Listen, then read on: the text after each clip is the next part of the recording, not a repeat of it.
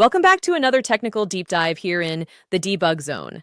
Today we're tackling a big question and breaking it down with insights from other users.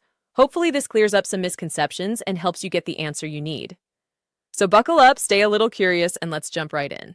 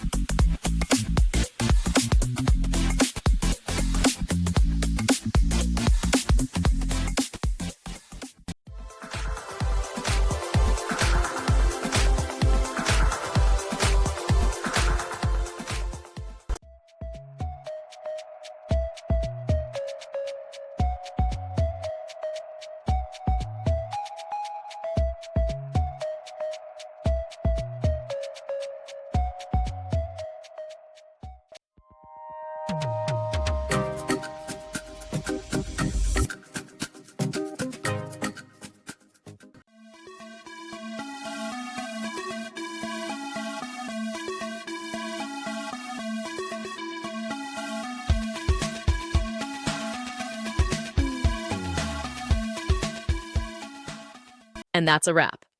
I hope you found the answer you were looking for. If you did, take a second to hit that subscribe button. It really helps out. And let me know in the comments which solution worked best for you. See you next time in the debug zone.